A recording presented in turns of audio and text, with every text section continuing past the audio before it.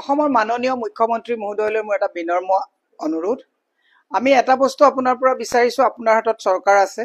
জুবিন গাৰ্গে সাগৰত ডুবি যেতিয়া মৃত্যু হৈছিলে, তেওঁৰ সাগৰত ডুবাৰ সম্পূৰ্ণ ভিডিঅ', ৰেস্কিউ কৰা সম্পূৰ্ণ ভিডিঅ', ৰেস্কিউ কৰি পেলাই তেওঁক চিকিৎসালয়লৈ লৈ যোৱা সম্পূৰ্ণ ভিডিঅ'টো আমি বিচাৰিছো। আপুনি সেই সম্পূৰ্ণ ভিডিঅ'টো কালেক্ট কৰি পেলাই ৰাজহুৱা কৰিব লাগে, যে কেনেকে তেওঁ ডুবিছিলে, ডুবাৰ পিছত সেই কোনখিনি জেগাত ডুবিছিলে, ডুবাৰ পিছত কাৰণ ভিডিঅ' হৈ আছিলে, সেই সম্পূৰ্ণ ভিডিঅ'টো ডুবাৰ পিছত ৰেস্কিউ কৰি চিকিৎসালয় নিয়ে। এই কথাটো মই আপোনাক দুবাৰ ৰিপিট কৰি পেলাই কৈছো। ভিডিঅ'টো ৰাজহুৱা কৰিবৰ কাৰণে অসমৰ মুখ্যমন্ত্ৰীক আমি আহ্বান জনাইছো, কাৰণ গোটেই বিষয়টো যেতিয়া এটা হেৰিত আছে, পাব্লিক ডমেইনত আছে, গোটেই সম্পূৰ্ণ ভিডিঅ'টো কালেক্ট কৰি পেলাই ৰাজহুৱা কৰিবৰ কাৰণে পুনৰ আহ্বান জনাইছো।